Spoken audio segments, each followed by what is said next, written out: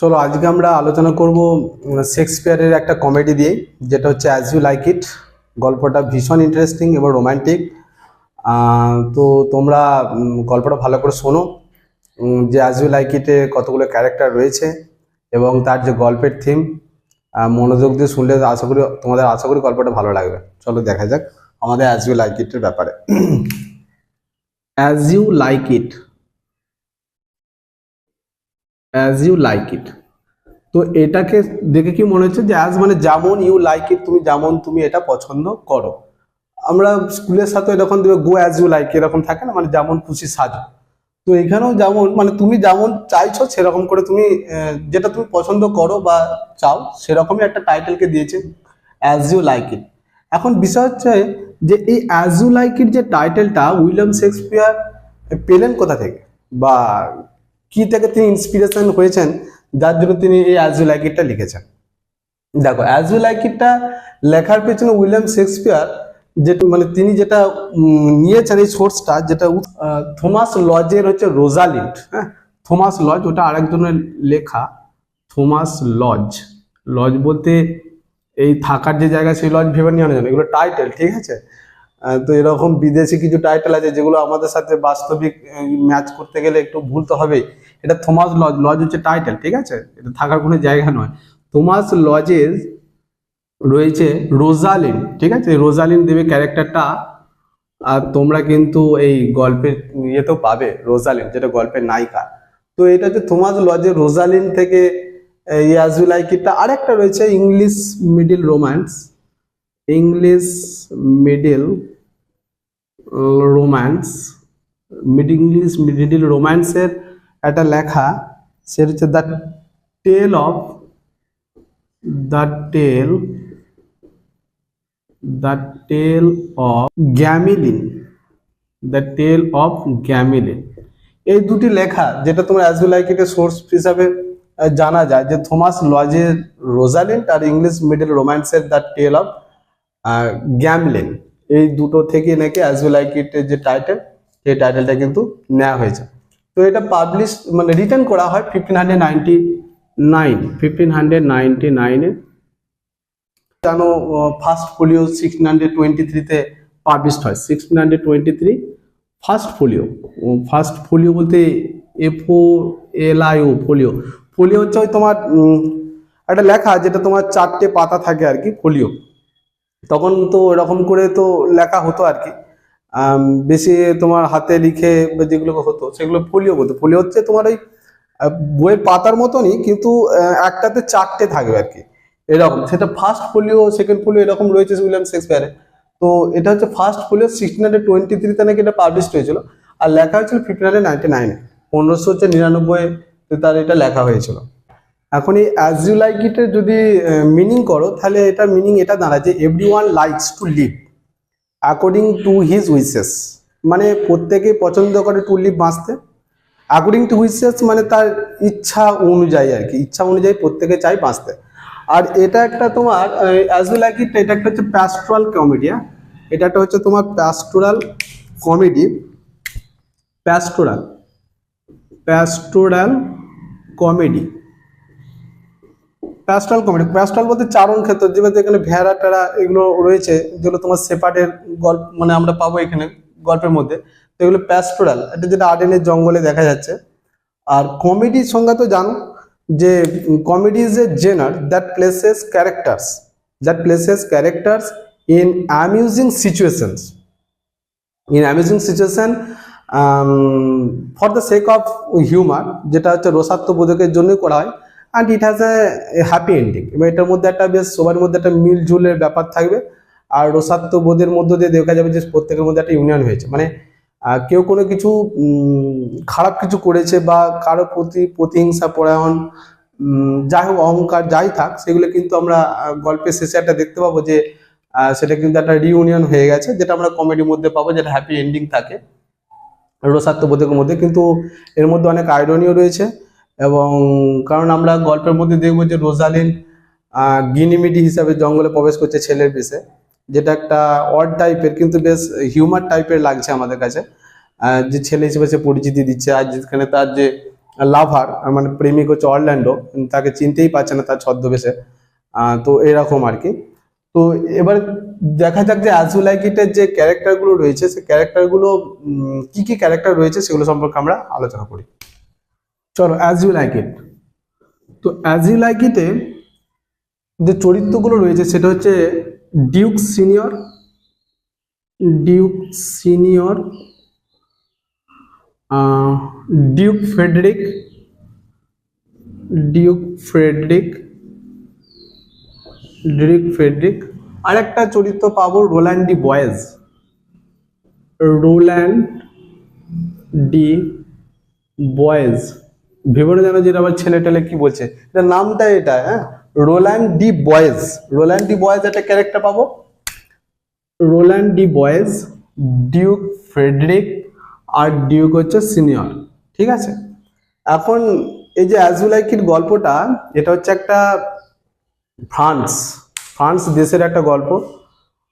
সেই ফ্রান্সের যে রাজা হয়, মানে যাকে সিনিয়র হিসেবে মানে সবাই মানে আর কি, তাকে ফ্রান্সে তাকে বলা হয় ডিউক। এই যে ডিউক কথাটা আসে না, এই ডিউক কথাটা তাকে ডিউক বলে। আর ডিউকের তো ফেমিনাইন জেন্ডার তোমরা জানো ডাচেস বলে। ঠিক আছে, তাকে ডাচেস বলে। ডিউকের ফেমিনাইন জেন্ডারকে আমরা ডাচেস হিসাবে জানি। তো এখানে ডিউক সিনিয়র, ডিউক সিনিয়রের যে তোমার একটা মেয়ে, তার নাম হচ্ছে রোজালিন। ঠিক আছে, গল্পের যে নায়িকা, এটা তুমি গল্পের নায়িকা বলতে পারো বা হিরোইন, হিরোইন সে হচ্ছে ডিউক সিনিয়র। একটি মেয়ে হচ্ছে রোজালিন। আর ডিউক ফ্রেডেরিক, এই ডিউক ফ্রেডেরিকেরও একটি মেয়ে যার নাম হচ্ছে সিলিয়া, যার নাম হচ্ছে সিলিয়া। আর রোল্যান্ড ডি বয়েজের রয়েছে তোমার দুটো ছেলে, বড়টার নাম হচ্ছে অলিভার আর ছোটটার নাম হচ্ছে অরল্যান্ডো। তো রোল্যান্ড ডি বয়েজের দুটো ছেলে, একটা হচ্ছে অলিভার যেটা হচ্ছে বড় ছেলে, আর ছোট ছেলের নাম হচ্ছে অরল্যান্ডো। ছোট ছেলের নাম হচ্ছে অরল্যান্ডো, যে অরল্যান্ডো হচ্ছে গল্পের আমাদের এই হিরো। ঠিক আছে, যেটা অরল্যান্ডোর সাথে রোজালিন্ডের বিয়ে হবে, আর সিলিয়ার সাথে তোমার হয়ে যাবে অলিভার। সেটা গল্পে আমরা যখন পাবো তখন বলবো। তো এটা হচ্ছে ফ্রান্সের একটা জায়গা। তেমনি উইলিয়াম শেক্সপিয়ারের দেখবে যে এক একটা যে ড্রামাগুলো সেগুলো কিন্তু এক একটা প্লেসকে নিয়ে লেখা। যেমন ম্যাকবেথে ছিল তোমার সেটা স্কটল্যান্ডকে নিয়ে লেখা, তোমার স্কটল্যান্ড দেশটাকে নিয়ে। আর এখানে দিয়েছে ফ্রান্সের। আর ফ্রান্সের রাজধানী তোমরা তো জানো, ফ্রান্সের রাজধানী হচ্ছে প্যারিস। আর ফ্রান্সে তো একজন বড় ফুটবলারও আছে, আশা করি তোমরা জেনে থাকবে, এমবাপে, যেটা এখন ইউরো ফুটবল বিশ্বকাপ না, তো ওখানে দেখতে পাবে। যাক, সে ফ্রান্সেরই একটা ঘটনা। তেমনি এরকম দেবে রাশিয়ারও যে থাকে, রাশিয়ার যে রাজা তাকে বলে জার বলে। জার বলতে TSAR, হ্যাঁ, জারটা, জার বলতে তোমার সেই এমনি কাঁচের জারটা এইসব নয়, ওটা জারটা বানানো হচ্ছে TSAR, জার। তো রাশিয়ার রাজাকে জার বলে, ফ্রান্সের তাকে ডিউক বলে, কোনো জায়গায় কিংও থাকে, স্কটল্যান্ডে যেমন কিং পেয়েছিলাম, তো সেরকম আর কি। তো এগুলোর নাম আর কি। তো এই অ্যাজ ইউ লাইক ইটে এটা একটা কমেডি, যেখানে আমরা এই ডিউক সিনিয়রের একটা মেয়ে রোজালিন আর ডিউক ফেডেরিকেরও একটি মেয়ে সিলিয়া। রোজালিন হচ্ছে মানে ডিউক সিনিয়রের যে ভাই, ডিউক সিনিয়রের ভাই হচ্ছে ডিউক ফেডেরিক, মানে এরা দু ভাই। আর রোল্যান্ড ডি বয়েজ হচ্ছে ডিউক সিনিয়রের একজন ভালো বন্ধু।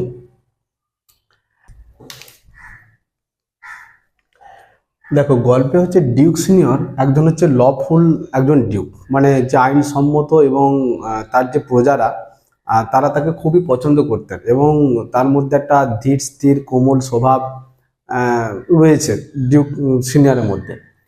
কিন্তু সেই জিনিসটা তার ভাই ডিউক ফেডেরিকের মধ্যে ছিল না।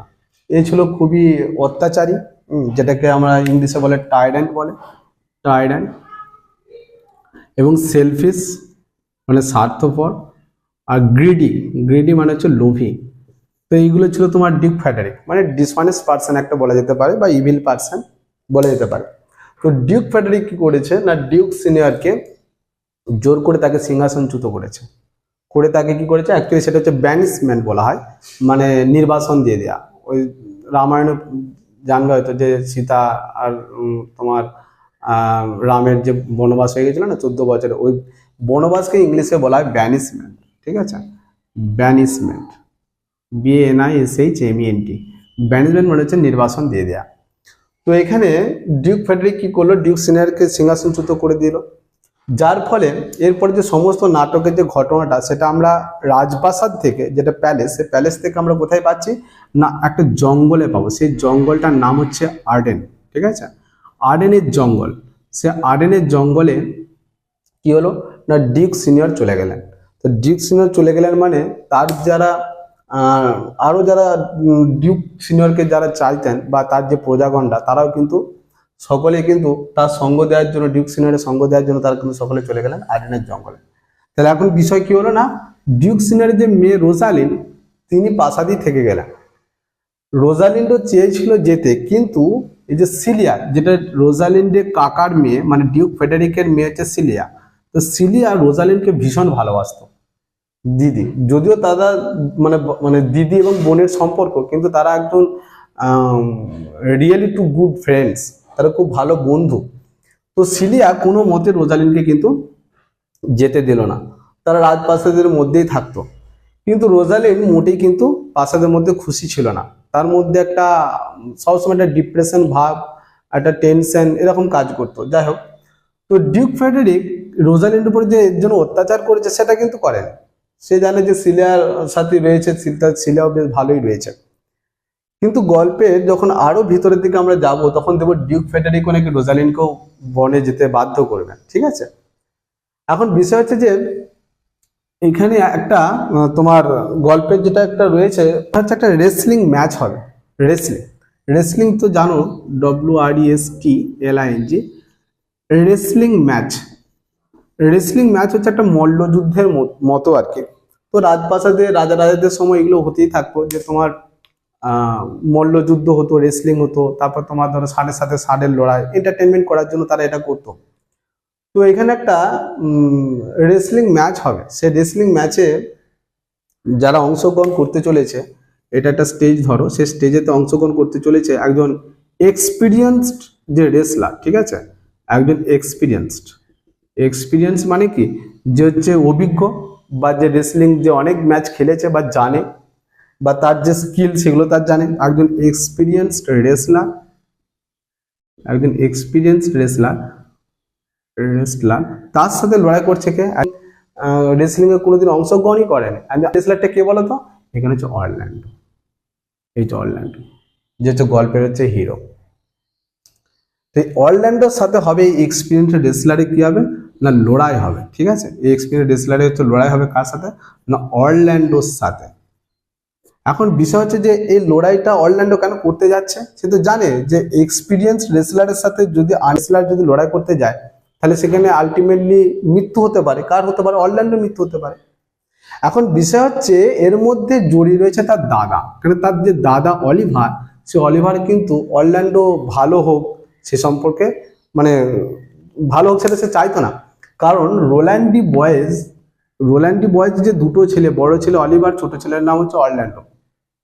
তো রোল্যান্ডি বয়েজের মৃত্যুর সময় অলিভার, যখন অরল্যান্ডো ছোট ছিল, অলিভারকে দায়িত্ব দিয়েছিল অরল্যান্ডোকে দেখাশোনা করার জন্য, বড় দাদা হিসাবে তাকে যেন স্কুলে ভর্তি করে বা তাকে শিক্ষিত করে, মানে মানুষের মতো মানুষ করে তোলে।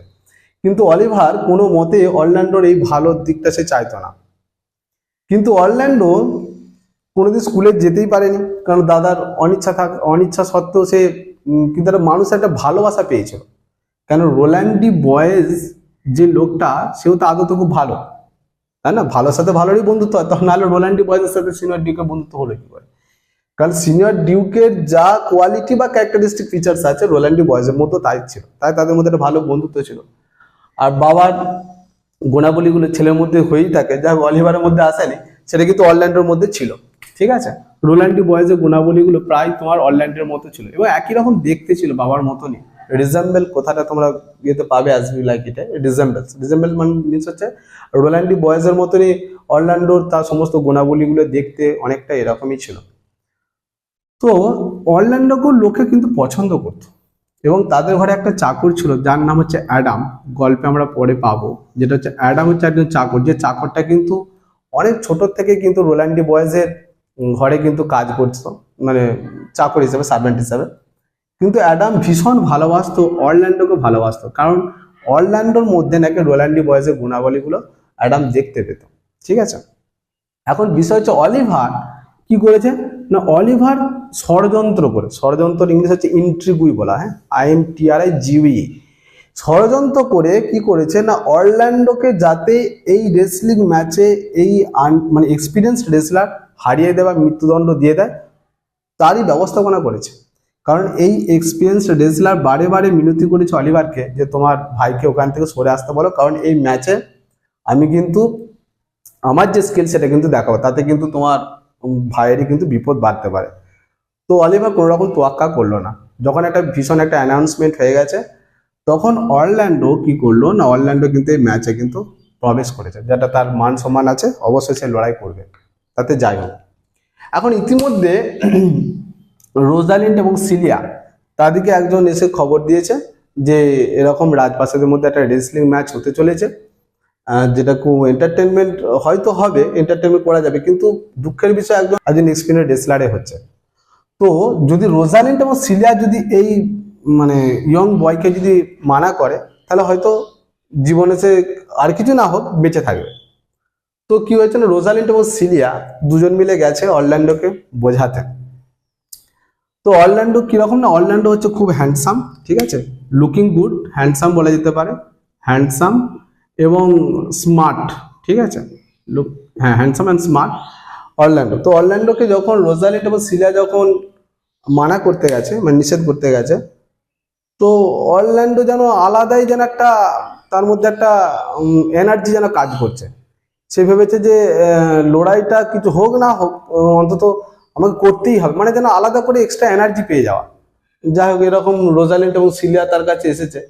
সে কি করলো, যদিও মানে মেয়েদের সামনে না বলাটা ঠিক হয়নি, যে তাদের প্রতিশ্রুতিকে ব্যাক করে দেওয়াটা ঠিক হয়নি, কিন্তু তবু অরল্যান্ডো তাদের কথা কোনো গ্রাহ্য করলো না এবং তাকে বললো যে না, অসুবিধা কিছু নেই, আমার তো এই জগতে কেউ নেই যে আমার জন্য কে কাঁদবে, তো অতএব এতে হেরে গেলেও আমার দুঃখ নেই, তো আমাকে লড়াইটা আমার জন্য করতে হবে। তো রোজালিন্ড এবং সিলিয়ার বলা সত্ত্বেও কিন্তু তোমার অরল্যান্ডো যেন তাদের কোনো কথা শুনলো না, যেন আলাদা এক্সট্রা একটা এনার্জি যেন সে যেন ফিল করলো। যাই হোক, সে রেসলিং ম্যাচে কি হলো না, রেসলিং ম্যাচে প্রথম যে বেল যেটা বাজে ঘন্টা, সে ঘন্টাতে এক্সপিরিয়েন্স যে রেসলার ছিল তাকে এমন একটা ওই গ্র্যাব করেছে, মানে ধরেছে বা একটা ঘুষি দিয়েছে, যাতে এক্সপিরিয়েন্স রেসলার কিন্তু নিচেতেই পড়ে গেছে। মানে ম্যাচ শুরু হওয়াতেই দেখা গেল সে উঠতে না উঠতে এক কান্দি, এরকম ব্যাপার আর কি। তো খুব স্ট্রং পার্সন ছিল অরল্যান্ডো, যার ফলে এই এক্সপিরিয়েন্স রেসলার তার স্কিল দেখাতে পারেনি, আর যার ফলে কি হয়েছিল, বিজয়ী ঘোষণা করে দিল কাকে না, বিজয়ী ঘোষণা করে দিল অরল্যান্ডোকে। তো সবাই যারা ছিল সেখানে অডিয়েন্স, তারা ভীষণ খুশি এবং আনন্দিত, আর এরাও যেন একটা ভয়ে ভয়ে ছিল যে যেন ঠাকুর যেন অরল্যান্ডো যেন কিছু না হয়ে যায়। যাই হোক, তখন ম্যাচ শেষে যখন তাকে একটা রিওয়ার্ড করা হচ্ছে, তো রোজালিন্ড কি করলো, তার গলার যে একটা নেকলেস ছিল, সে নেকলেসটা কি হলো না অরল্যান্ডো গলায় পরিয়ে দিল, ঠিক আছে। দিয়ে অরল্যান্ডোকে এরকম বললো যে আমার পরিস্থিতি এরকম না হতো তাহলে, মানে ওর বাবা তো নেই, তাহলে হয়তো আরো ভ্যালুয়েবল গিফট তাকে উপহার করা হতো অরল্যান্ডোকে। যাক, এবার ডিউক ফেডারিক কি হয়েছে না, ডিউক ফেডারিক তখন এই বয়ের বালকটার মানে অরল্যান্ডো পরিচয় জানতে চায়। তো অরল্যান্ডো কি করলো, সে পরিচয় দিল যে সে রোল্যান্ডি বয়েজের ছোট পুত্র। তো ডিউক ফেডারিক যখন এটা শুনলো, সে কিন্তু ভীষণ ক্ষুব্ধ হলো, রেগে গেল। কারণ এই কারণে, কারণ ডিউক ফেডারিক জানতো যে রোল্যান্ডি বয়েজ হচ্ছে ডিউক সিনারের ভালো বন্ধু, তাহলে এখন ওর যে ছেলে, তাহলে তার ফলে কি ওরও শত্রু, এটাই আর কি। যাক, তো অরল্যান্ডোকেও এরকম বলবে যে তুমি যদি ওর যদি ছেলে যদি না হতে, তাহলে আমি সব থেকে বেশি খুশি হতাম। যাক, অরল্যান্ডো এবার কি করছে না, তার যে নিজের যে ঘর, সেখানে তার সেই দিকে আর কি রিটার্ন করছে, ফিরছে। এইখানে কি হয়েছে না, অলিভারের কাছে অলরেডি কিন্তু খবর পৌঁছে গেছে যে ওইখানে রেসলিং ম্যাচে অরল্যান্ডো কিন্তু জিতে গেছে, যার ফলে তার ঈর্ষা বা জেলাস ভাবটা কিন্তু আরো কিন্তু উগ্র হবে, আরো বেড়ে উঠবে। এবং অলিভার প্ল্যানিং করবে যে অরল্যান্ডোকে পুড়িয়ে মেরে ফেলা, যে রাত্রেবেলা যখন শুবে সেখানে একটা যেমন সে কেরোসিন পেট্রোল যেমন ছড়িয়ে দেয়, দিয়ে তাকে কি করা হবে না, জ্যান্ত পুড়িয়ে দেওয়ার পরিকল্পনা নিয়েছে। কে নিয়েছে না, অলিভার নিয়েছে। গোপনে শুনতে পেয়ে যায় তার যে একটা চাকর অ্যাডাম। তো অ্যাডাম যখন শুনতে পেয়ে যায়, অ্যাডাম কি চাইছে, তার অরল্যান্ডোকে ভীষণভাবে ভীষণ ভালোবাসতো এবং তার ক্ষতিটা সে কোনো মতে চাইতো না। সে আগাম অরল্যান্ডোকে এসে মানে প্রোটেক্ট করতে চাইছে যাতে সে বাড়িতে যেন না ঢোকে। অ্যাডাম কি হবে না অরল্যান্ডোকে সমস্ত ঘটনাটা বলবে এবং তারা স্থির করবে যে না তাদের এখানে থেকে লাভ নেই, তারাও জঙ্গলে পালিয়ে গেলেই ভালো হয়। তো অ্যাডাম কি করবে, তার যে একটা এতদিনের যে চাকর ভিত্তি কাজ করেছে ওখানে, তো ওখান থেকে তারা কি করবে একটা টাকা জোগাড় করে তারা কিন্তু আর্ডেনের জঙ্গলে কিন্তু এসে পৌঁছাবে। গল্পের সমস্ত জিনিস আমরা এই আর্ডেনের জঙ্গলকে নিয়ে ঘিরে পাবো পরে আমরা আর্ডেনের জঙ্গলকে নিয়ে, ঠিক আছে। এই আর্ডেনের জঙ্গলে চলে আসবে কিনা অরল্যান্ডো চলে আসবে এবং অ্যাডাম চলে আসবে, ঠিক আছে। এখন বিষয় হচ্ছে পরে হবে ওই ঘটনাটা। এখন এই রেসলিং ম্যাচ জেতার পর থেকে দেখা যাচ্ছে রোজালিন্ড এবং সিলিয়া তাদের যে মূল যে কেন্দ্রবিন্দু বা আলোচনা মানে অফ টাইমে যেটা হয় সেটা হচ্ছে শুধুমাত্র অরল্যান্ডোকে নিয়ে তাদের মধ্যে একটা আলোচনা, একটা কিউরিসিটি ভাব বা তাদেরকে নিয়ে একটা আলোচনা চলছে। এরকম কিছুদিন যাওয়ার পর ডিউক ফ্রেডারিক হঠাৎ করে রোজালিন্ডকে কি করলো না, তাকে রাজপ্রাসাদে আর রাখা যাবে না রোজালিন্ডকে। রোজালিন্ড যেন তার বাবার কাছে মানে আর্ডেনের জঙ্গলে যেন চলে যায়, ডিউক সিনিয়রের কাছে যেন চলে যায়। এখন এটা বলার মধ্যে যুক্তিযুক্ত রয়েছে ডিউক ফ্রেডারিকের। ডিউক ফ্রেডারিক বুঝতে পারছে যে তার যে রাজ্যের যে প্রজাগণরা রয়েছে, যেটা প্রজাকে ইংলিশে সাবজেক্ট বলে, সাবজেক্ট মানে করতাম না, সাবজেক্ট মানে প্রজা হয়। তো সাবজেক্টরা কি করছে, বেশি সিনিয়র থেকে পছন্দ করছে রোজালিন্ডকে। কারণ রোজালিন্ডকে পছন্দ করছে কারণ ডিউক সিনিয়রের যে গুণাবলীগুলো বললাম না, যে তার বাবার গুণাবলীগুলো তার মেয়ের মধ্যেও বর্তাচ্ছে, যাক ওখানে অলিভার একটু ব্যতিক্রম, বাদ দাও। তো এখানে রোজালিন্ডের গুণাবলীগুলো ডিউক সিনিয়রের মধ্যেও যা ছিল সেগুলো এর মধ্যেও রয়েছে। এর মধ্যে একটা নম্র কোমল স্বভাব, কিন্তু এর মধ্যে প্রচুর রোমান্টিক ভাব রয়েছে, মানে রোজালিন্ডের মধ্যে যে একটা প্রেম হবে বা এরকম একটা ভাবনা চিন্তা তার মধ্যে কাজ করছে। তো রোজালিন্ডকে এরকম বলে দেবে, কারণ ডিউক ফ্রেডারিক জানে যে আরো যদি সময় যদি হয় তাহলে মানুষ কিন্তু তার মেয়ের থেকে রোজালিন্ডকে কিন্তু তারা ডাচেস হিসাবে হয়তো দেখতে যেতে পারে। তো ডিউক ফ্রেডারিক সেটা কখনোই চায় না, সে চায় যে রোজালিন্ড যদি চলে যায় তাহলে মানুষ মানে শিলাকে বেশি পছন্দ করবে, তাই তার অবর্তমানে শিলাকে বেশি পছন্দ করে, তাই সে কি করেছিল রোজালিন্ডকে নির্বাসন যাওয়ার জন্য বলেছিল। কিন্তু শিলা ভীষণ ভালোবাসে রোজালিন্ডকে। তো শিলা রোজালিন্ডকে যখন ভীষণ ভালোবাসে, তো শিলা সিদ্ধান্ত নিল যে সে সেখানে থাকবে না, সে রোজালিন্ডের সাথে চলে যাবে, বনে চলে যাবে। এবার এই দুটো মেয়ে যদি বনে যায় তাদের ক্ষেত্রে কি হবে, একটা বিপদ আসতে পারে, কারণ তারা বনে কোথায় কি আছে না আছে সেটা জানেও না, রাজপ্রাসাদের মধ্যে এতদিন তারা কাটিয়েছে, তারা জানে না কোথায় কি হবে না হবে। তো রোজালিন্ড কি করেছে না, রোজালিন্ড তার নাম চেঞ্জ করে নিয়েছে। নাম চেঞ্জ করেছে কি না, গিনিমিডি। এই নামগুলো মনে রাখবে, গিনিমিডি। গিনিমিডি মানে হচ্ছে ছেলের ছদ্মবেশ ধারণ করেছে, ঠিক আছে, একটা বয়ের ছদ্মবেশ ধারণ করেছে, এটা হচ্ছে গিনিমিডি। আর শিলাও তার নাম চেঞ্জ করে নিয়েছে, শিলা তার নাম চেঞ্জ করে নিয়েছে অ্যালিয়ানা, ঠিক আছে, ALIENA, অ্যালিয়ানা নাম চেঞ্জ করে নিয়েছে। তাহলে রোজালিন্ড নাম চেঞ্জ করেছে গিনিমিডি ছেলে হিসাবে, আর অ্যালিয়ানা মেয়েই আছে, কিন্তু মানে সিলিয়া অ্যালিয়ানা নাম চেঞ্জ করেছে কিন্তু মেয়ে হিসাবে আছে। এই একজন হচ্ছে তোমার ল্যাড বা এ হচ্ছে ল্যাস, ল্যাড মানে ছেলে আর ল্যাস মানে হচ্ছে মেয়ে, সেপার্ডেস হিসাবে পরিচিত পাচ্ছি আমরা বনের দিকে। তো সেখানে আমরা আরেকটা মোড় পাবো সেখানে। তো এখানে তোমার ছেলের ছদ্মবেশে গিনিমিডি এবং অ্যালিয়ানা তারা কিন্তু প্রাসাদ থেকে বেরিয়ে গেছে কাউকে কোনো কিছু না বলে। তো আর্ডেনের জঙ্গলে যখন তারা প্রবেশ করছে, আর্ডেনের জঙ্গলে প্রবেশ করছে যখন তারা, তখন তারা সবসময় একটা চাইছে যে তারা একটা থাকা খাওয়ার একটা জায়গা কোথায় পাওয়া যাবে। তো এরা তো আর তোমার প্রাসাদ থেকে কোনোদিন বাইরে বেরোয়নি আর এত মর্নিং ওয়াক করেও নি, ঠিক আছে। তাই এর ফলে খানিকটা যাওয়ার পর শিলা কিন্তু খুব টায়ার্ড হয়ে গেছে। শিলা বলছে আমি আর পাচ্ছি না, এখানেই কোনো কিছু ব্যবস্থা করলে খুব ভালো হয়। তো রোজালিন্ড মেয়ে হয়ে যেন অ্যালিয়ানাকে যেন নতুন করে একটা ইন্সপিরেশন দিচ্ছে যে তোর দাদা আছে, তোরা তো ভয় কিসের। যাক অবশেষে আমরা দেখতে পাবো যে এখানে একটা রাস্তায় যে সেপার্টের সাথে দেখা হবে, সেপার্টের সাথে দেখা হবে। তো সেপার্টের কাছে একটা ঘর থাকার জন্য তাকে বলা হবে। তো সেপার্টও বলছে হ্যাঁ তাদের যে মালিক সেও কিন্তু একটা ঘর কিন্তু বিক্রি করার জন্য রেডি আছে। তো তারা যদি চায় তাহলে তারা যেতে পারে, কিন্তু খুব একটা ভালো কন্ডিশন সেখানে নেই, যদি চায় তাহলে তারা থাকতে পারে। তো রোজালিন্ড আর সিলিয়া বিকল্প কোনো পথ না পেয়ে তারা কি করলো, সেপার্টের সাথে সেপার্টের মালিকের কাছে গেল এবং সেখানে তার যে মেস পালক এবং তার যে ঘর থাকার জন্য সেটা কিন্তু তারা কিনে নেবে, কারণ সঙ্গে তারা টাকা পয়সা বা তোমার ধরো গয়নাগাটি সেগুলো নিয়ে গেছে। সেইগুলোতে তারা সেটা কিনে নেবে এবং এই শেপার্ডকে তাদের ওই মানে যে ভেড়া আছে না, যে তোমার শেপার্ড আছে, ওই তোমার শেপার্ড নয় শিপ আছে ভেড়া, সেই ভেড়াগুলোকে দেখভাল করার জন্য এই শেপার্ডকে কিন্তু রেখে দেওয়া হবে। এবং তারা এই বনের মধ্যে এসে তারা কিন্তু কিছুদিন পর আরো দেখা যাবে যে বনের যে গাছপালাগুলো আছে না, বনের মধ্যে যে গাছপালাগুলো আছে, সেই গাছপালার গায়েতে এখানে খোদাই করা কিছু লেখা আছে। সে খোদাই করা বলতে সে খোদাই করা বলে কি লেখা আছে না, খোদাই করে লেখা আছে লাভ সনেট, প্রেমের কবিতা। প্রেমের কবিতা কাকে উদ্দেশ্য করে লেখা আছে না, রোজালিনকে উদ্দেশ্য করে লেখা আছে। এবং শুধু একটা গাছে না, এরকম মানে যতগুলো বনে তো গাছ রয়েছে অনেক, সেই গাছে গাছে দেখা যাচ্ছে এরকম করে খোদাই করে অনেক কিছু লেখা আছে। তো রোজালিন বুঝতেই পেরেছে যে এখানে অরল্যান্ডোর কিন্তু আগমন হয়েছে। তো এখানে অরল্যান্ডো এরকম একটা পাগলপনা, মানে পাগল প্রেমিকাকে, পাগল প্রেমিকের মধ্যে সব গাছে গাছে কি করেছে, তার প্রেমিকার নাম মানে বিলাবেটের নাম কিন্তু এরকম লিখে লিখে যাচ্ছে।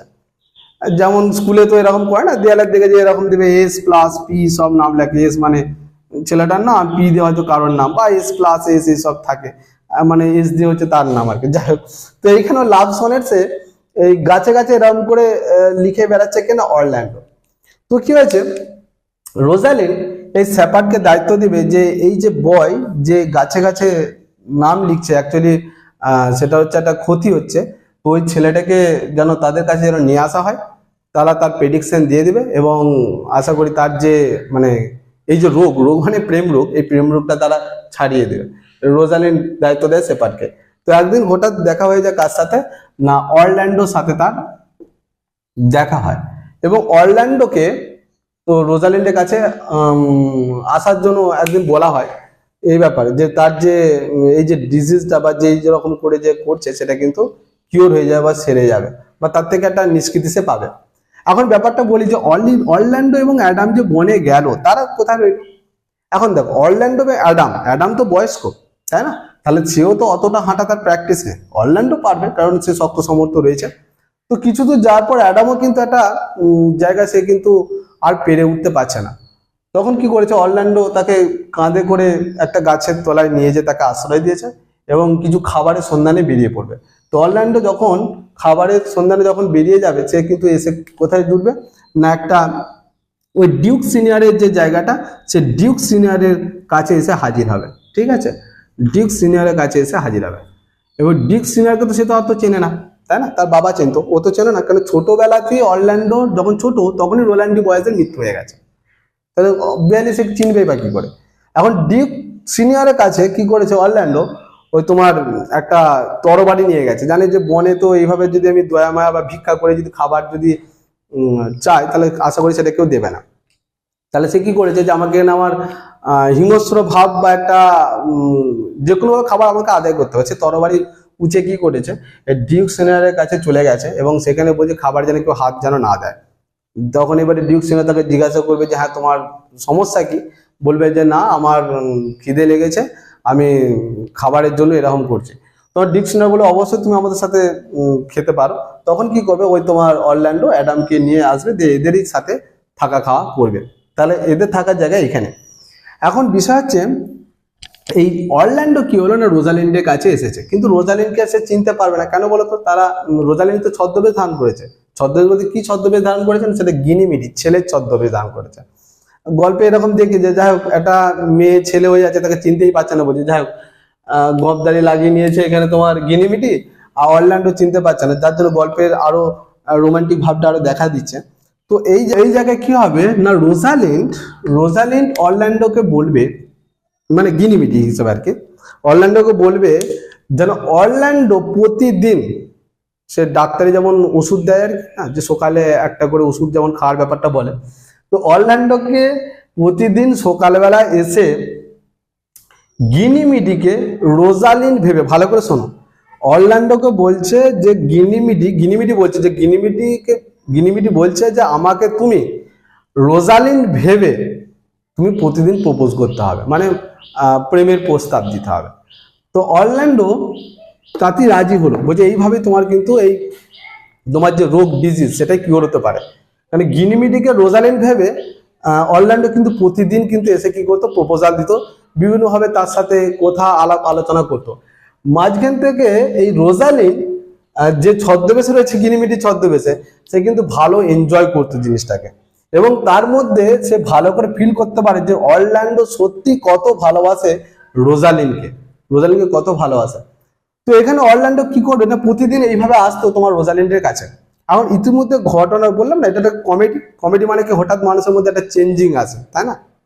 মানে অলিভারের মধ্যে একটা হঠাৎ একটা চেঞ্জ দেখতে পাবো, পরে আবার ডিউক ফেডারিককে পাবো আমরা।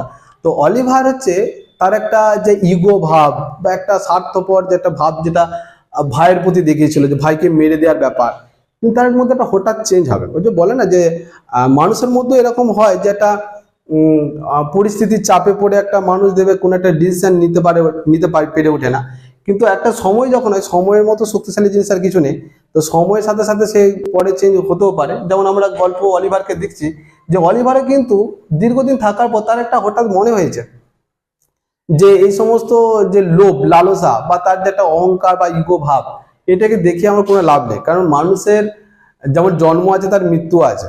তো সেক্ষেত্রে অলিভারের মধ্যে একটা হঠাৎ চেঞ্জ আছে, যে অলিভারও কি করবে, এই আর্ডেনের জঙ্গলে কিন্তু সেও চলে আসবে সমস্ত কিছু ত্যাগ করে, ঠিক আছে, সমস্ত কিছু ত্যাগ করে সে চলে আসবে। এবং সেই অলিভার যখন রাস্তা দিয়ে আসছে, মানে যাওয়ার পথে আর কি, বনের যাওয়ার পথে, সেখানে কিন্তু দুটো জিনিসে অ্যাটাক হবে, ঠিক আছে, এগুলো কিন্তু খেয়াল রাখবে। একটি হচ্ছে তোমার স্নেক, একটা সাপ, যে সাপটা হচ্ছে ভেনোমাস স্নেক বলা হয়, ঠিক আছে, ভেনোমাস হচ্ছে বিষাক্ত সাপ। এমনি ধরো বিষাক্ত খাবার বলে তাকে কিন্তু ভেনোমাস ফুড বলা যায় না, তাকে কিন্তু তোমার পয়জনাস ফুড বলতে হবে, ঠিক আছে, পয়জনাস ফুড মানে হচ্ছে বিষাক্ত খাবার। আর বিষধর সাপ বা যার মধ্যে বিষ রয়েছে তাকে বলে ভেনোমাস, ঠিক আছে, ভেনোমাস। তবে ভেনোমাস স্নেক মানে হচ্ছে তোমার বিষাক্ত সাপ। সেই বিষাক্ত সাপ কি করবে, তোমার ওই অলিভারকে কিন্তু অ্যাটাক করবে, যেটা তার গোলাতে কিন্তু পেঁচিয়ে বসে থাকবে।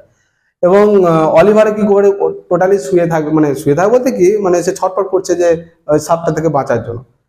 এবার কি হয়েছে, সেই দিনে অরল্যান্ডোর দেখা করার সময় হয়ে গেছে রোজালিন্ডের সাথে। সে কি হলো, ওই পথ দিয়ে আসছিল। হঠাৎ অরল্যান্ডোর আসা দেখে কি করেছে না, বনে জঙ্গলে যেমন লতা পাতা থাকে না তোমার, শুকনো যে পাতা, তার যে পায়ের আওয়াজ শুনে এই সাপ কিন্তু অলরেডি পালিয়ে গেছে। কিন্তু পালিয়ে গেলেই বিপদ কিন্তু মুক্ত হয়নি। এই সাপের পরও দূর থেকে একটা কিন্তু লায়নেস মানে একটা সিঙ্গি, লায়নের ফেমিনাইন জেন্ডার হচ্ছে লায়নেস, সে সিঙ্গি দূর থেকে কিন্তু লক্ষ্য রেখেছে অলিভারকে। কিন্তু এই সিংহ বলো বা বিয়ার বলে, এরা কিন্তু মৃত জিনিসকে খায় না, তাহলে যার ফলে সে চাইছিল যে উঠলে বা জীবিত থাকলে তখনই অ্যাটাক করবো। কিন্তু যখন এবার অলিভার যখন উঠছে, তখন লায়নেস কিন্তু অ্যাটাক করছে কাকে, অলিভারকে। অরল্যান্ডো ছুটে যে কি করবে না, লায়নেসের সাথে তার কিন্তু একটা তার সাথে একটা প্রচন্ড একটা ফাইট হবে লায়নেসের সাথে।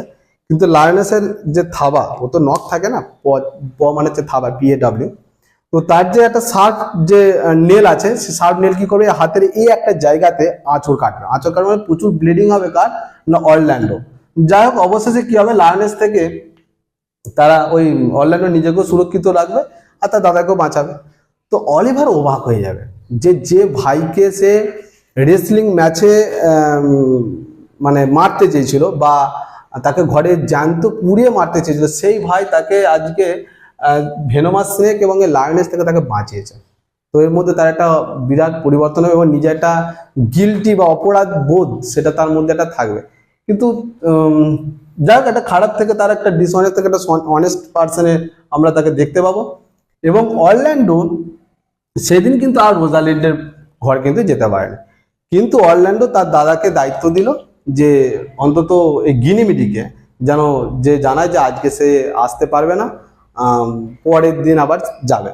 তো অলিভার যখন গিনিমিডির সাথে সাক্ষাৎ করলো এবং অরল্যান্ডো যখন ঘটনাটা যখন তাকে বলল, অটোমেটিক কিন্তু গিনিমিডি কে হয়ে গেছে না, সেন্সলেস হয়ে গেছে। সেন্সলেস মানে তোমার অজ্ঞান হয়ে যাওয়া আর কি, অজ্ঞান হয়ে গেছে। তখন তো অলিভার তো অবাক হয়ে গেল যে এটা ছেলে, তো ছেলে হয়ে অন্য কারোর, কারণ ছেলেরা স্ট্রং হয়, তাদের মেন্টালিটি অনেকটা পজিটিভ থাকে, তো সেই জায়গায় গিনিমিডির মধ্যে এরকম একটা পরিবর্তন, তো অবাক হয়ে গেল।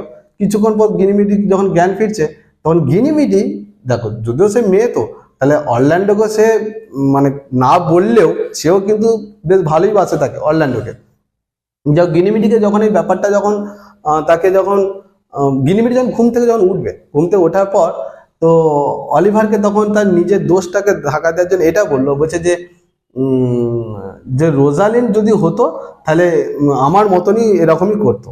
হ্যাঁ, মানে রোজালিন্ড যদি হতো, মানে সে যদি একটা মেয়ে হতো তাহলে এই এরকম খবর শুনলে নার্ভাস ফিল করতো। তো অলিভার বলছে তুমি তো ছেলে, তা তুমি ছেলের মতো আচরণ করো। বলছে হ্যাঁ, এটা আমার একটু ভুল হয়ে গেছে, আমি তো ছেলে, আমি মন নেই, আমার খেয়াল নেই। যাই হোক, এবারে সিলিয়ার সাথে অলিভারের তখন কথা হবে। তো সিলিয়াকে অলিভার তার যে অতীতের ঘটনা, যে তার ভাইকে কিভাবে মারতে চেয়েছিল, তার এটা করা উচিত হয়নি, এখন সে জিনিসগুলো সব সিলিয়াকে বলবে। এখন সিলিয়া অলিভারের মধ্যে একটা কিন্তু চেঞ্জ দেখতে হবে, যেটা একটা ভালো মানুষের চেঞ্জ। তো সিলিয়াও মনে মনে কিন্তু অলিভারকে একটা ভালোবেসে ফেলবে, ঠিক আছে। এবং অলিভারও যেমন অরল্যান্ডো আসছে রোজালিন্ডের সাথে দেখা করতে, অলিভার আসছে সিলিয়ার সাথে দেখা করতে, ঠিক আছে। এবারে কি হয়েছে, সিলিয়া ওই তোমার অলিভারের মধ্যে একটা ভীষণ একটা গল্প বা একটা রোমান্স ভাব কাজ করছে। এখন ইতিমধ্যে তাদের আসার উদ্দেশ্য কি ছিল বনে, রোজালিন্ডের বনে উদ্দেশ্য ছিল তার বাবাকে খোঁজ করার উদ্দেশ্য ছিল। তো সিলিয়া দেখলো যে এই প্রাসাদে রোজালিন্ড যেভাবে আনন্দ নয়, মানে একটা ডিপ্রেশনের মধ্যে থাকতো, তাতে বনে এসে তার মধ্যে একটা ভীষণ একটা আনন্দ ফুর্তি, একটা হ্যাপিনেস কাজ করছে। তো সে আর মনে করায়নি যে তার উদ্দেশ্য কি, যে বনে আসার আর কি। যাক, এক্ষেত্রে আমরা দেখা যায় যে অরল্যান্ডো ব্যাপারটা বুঝতে পারবে যে অলিভারের সাথে সিলিয়ার একটা ভালো লাগার, একটা ভালোবাসার ব্যাপার চলছে। তো কি হবে না, অরল্যান্ডো রোজালিন্ডের কাছে যাবে। অরল্যান্ডো রোজালিন্ডের কাছে যে তার এই বোনের সাথে তার যে দাদার ব্যাপারটা বলবে, কারণ এখানে তার দাদার বিয়ে না হলে তার তো লাইনটা ক্লিয়ার হয় না, তাই না। যাই হোক, তো এখানে অরল্যান্ডো কি হয় না, রোজালিন্ডকে বলে।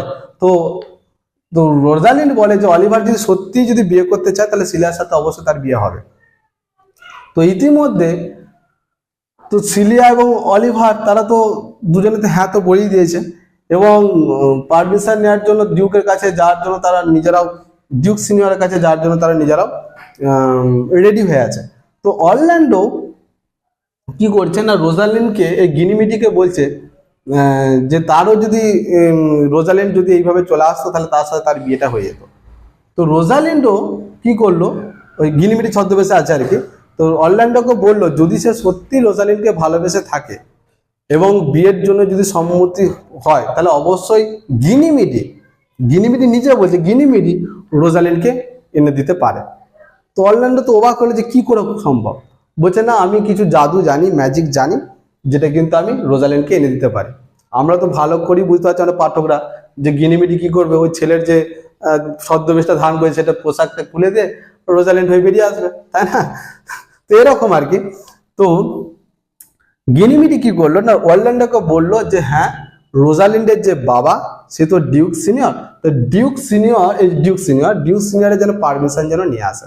ডিউক সিনিয়র যদি পারমিশন দেয় তবে এটা সম্ভব। তো ডিউক সিনিয়রের কাছে যখন অরল্যান্ডো যখন যে তার অনুমতি দিল, ডিউক সিনিয়র সত্যি খুব ভালো আর কি। তো সে বলছে অবশ্যই আমি তো আমার মেয়েকে আমি দেখতে পাবো, এবং তাতে মেয়ে যদি রাজি থাকে অবশ্যই তাতে কোনো অসুবিধা কিছু নেই। তো অরল্যান্ডো কি হবে না, তার পারমিশন পেয়ে যাবে। এবং গিনিমিটি কি করবে, গিনিমিটি এবং সিলিয়া দুজন মিলে বলবে ঠিক আছে তাহলে পরের দিন আমরা কি করব না, এই রোজালিন্ডকে এনে দেবো, ঠিক আছে। তো পরের দিন কি হলো না, সত্যি গিনিমিটি তার ছদ্মবেশকে ত্যাগ করে রোজালিন্ড হয়ে ফিরে আসলো, ঠিক আছে। এবার রোজালিন্ডকে দেখে তো অরল্যান্ডো অবাক, তার চোখের দিকে হাঁ হয়ে তাকে বসে আছে, সত্যি একটা ম্যাজিক হয়ে গেছে, ঠিক আছে। আলটিমেটলি ব্যাকগ্রাউন্ড ছিল এটা। যাই হোক, তো এখানে গিনিমিটি কি হলো, রোজালিন্ডে ট্রান্সফার হলো। তো রোজালিন্ড এবং সিলিয়া, তাহলে এখন কার কার সাথে কার বিয়ে হচ্ছে না, রোজালিন্ডের সাথে হচ্ছে অরল্যান্ডো, আর মানে বড় যে দাদা সে অলিভারের সাথে হচ্ছে সিলিয়া। তাহলে এখানে আমরা কি পেলাম, দুটো কাপেল পেলাম। সে দুটো কাপেল কি হলো, তোমার ডিউক সিনিয়রের কাছে গেল, ডিউক সিনিয়রের কাছে তার কাছে প্রণাম নিবেদন করলো, এবং বাবা কি করলো, তার মেয়েকে ফিরে পেলো। এবং বনের মধ্যে একটা সেটা তো আর তোমার ব্যান্ড ব্যাঞ্জো বাজানো যেটা প্যালেসে একটা হতো রাজপ্রাসাদে, একটা বিরাট একটা আয়োজন, কিন্তু সেটা বনের মধ্যে তো সম্ভব নয়। তারা এইভাবে তারা কি করলো, সেলিব্রেশন করলো। এবং যেটাতে দেখা গেল যে অলিভারের মধ্যে একটা চেঞ্জিং এসেছে। ইতিমধ্যে একটা সুখবর কি না, ডিউক ডিউক ফ্রেডারিক যখন দীর্ঘদিন দেখছে যে তার মেয়ে সিলিয়া সেও পালিয়ে গেছে বনে জঙ্গলে, তো ডিউক ফ্রেডারিককে মনে হলো তাহলে তারই বেঁচে থেকে লাভ কি, তাহলে আমিও সমস্ত রাজপ্রাসাদ ত্যাগ করে আমি পালিয়ে যাই। তো ডিউক ফ্রেডারিক কি করবে, সেও কিন্তু একটা বনে প্রবেশ করবে, কিন্তু একটা রাগান্বিত ভাব নেই, তখন কিন্তু অনেকগুলো সৈন্যকে নিয়েছে যে ডিউক সিনিয়রকে সে শেষ করবে, কারণ তার মারফতে এত কিছু হয়েছে, বা সিলিয়াকেও নিয়ে চলে যাওয়া হয়েছে, ঠিক আছে।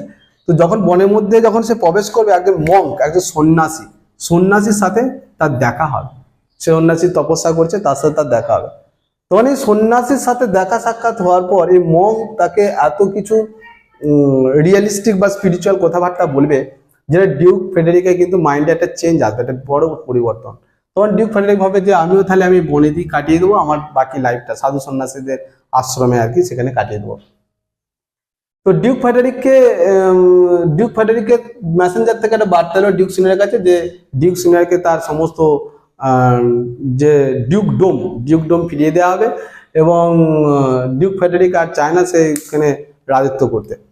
তো এখানে কি হবে না, ডিউক সিনিয়র কি করবে না, একটা আনন্দের খুশির সময় ডিউক ফ্রেডারিককে এবং সবাইকে নিয়ে কিন্তু আবার রাজপ্রাসাদে চলে যাবে, এবং সেখানে যেই তারা আবার নতুন করে একটা আনন্দ ফুর্তির মধ্যে থাকবে, এবং ডিউক সিনিয়রের সাথে যে সমস্ত অ্যাটেন্ডেন্ট যারা ছিল আর কি, মানে তাদেরকে সবাইকে পুরস্কৃত করবে।